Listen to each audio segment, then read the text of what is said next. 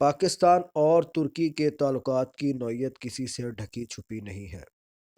ماضی میں RCD منصوبہ بنایا گیا تھا جس کے تحت پاکستان، ایران اور ترکی کو ون بیلٹ ون روٹ کے پیٹرن پر اکٹھا کرنے کا منصوبہ تھا، لیکن باوجود یہ منصوبہ کامیابی سے ہمکنار نہیں ہو سکا۔ سرد جنگ کے دور میں دونوں ملکوں کے درمیان تعلقات دوستانہ ہی رہے، لیکن دونوں ملکوں کی قیادت کی ترجیحات میں فرق آ گیا۔ ادھر افغانستان میں سوشلسٹ انقلاب برپا ہوا اور اس انقلاب کو بچانے کے لیے سابق سوویت یونین کی افواج افغانستان میں داخل ہو گئی۔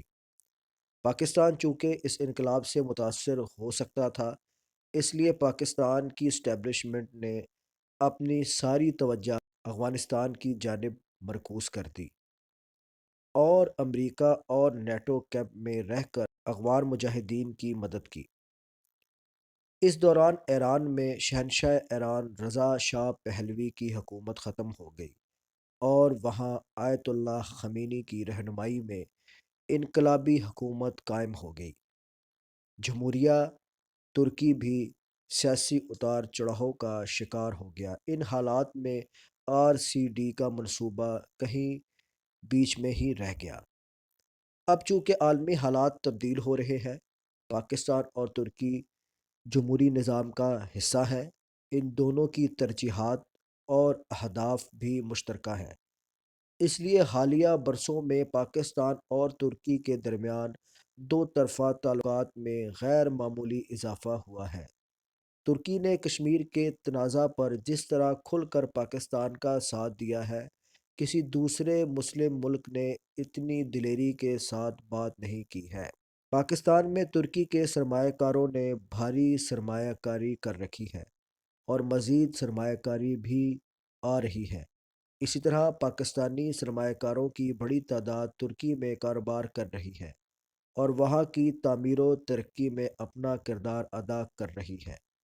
پاکستان اور ترکی تاریخی، نسلی، ثقافتی اعتبار سے بھی ایک دوسرے سے بڑے جڑے ہوئے ہیں، بلکہ دیکھا جائے تو وسط ایشیا اور پورے جنوبی ایشیا کے ساتھ پاکستان اور ترکی تاریخی، نسلی، ثقافتی اعتبار سے جڑے ہوئے ہیں۔ پاکستان اور ترکی کے درمیان کبھی تنازع پیدا نہیں ہوا۔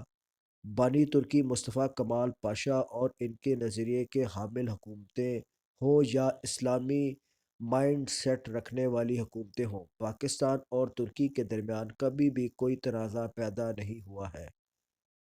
آج بھی پاکستان اور ترکی مختلف عالمی فورمز پر ایک دوسرے کے ساتھ بھرپور تعاون کر رہے ہیں۔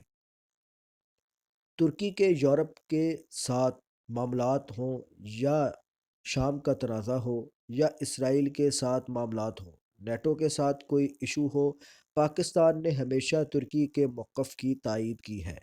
اسی طرح ترکی نے بھی ہر مشکل گھڑی میں پاکستان اور اس کے عوام کا ساتھ دیا ہے۔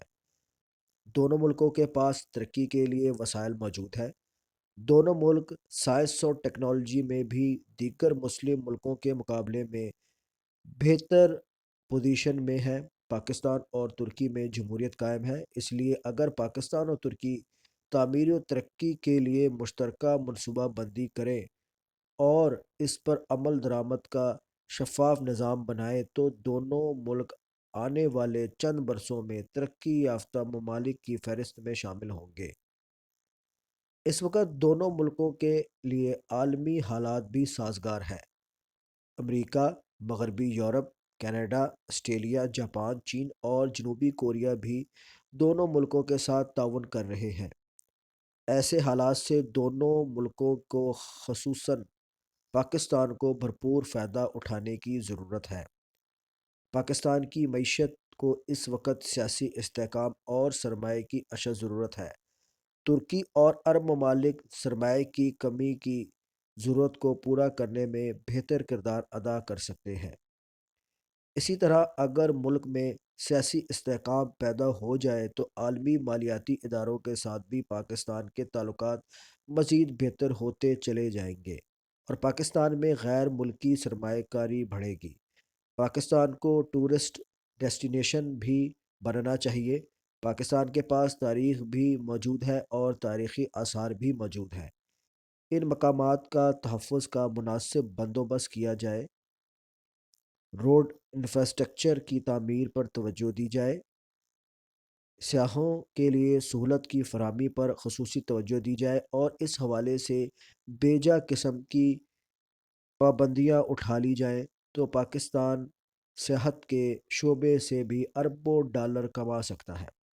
اس وقت بھارت اور بنگلہ دیش صحت سے بھاری زر مبادلہ کما رہے ہیں اور ان کی حکومتیں صحت کو مزید پرکشش، کم خرچ، آرام دہ بنانے کے لیے بھاری سرمایہ کاری کر رہی ہیں۔ پاکستان کو بھی اس حوالے سے کام کرنا چاہیے۔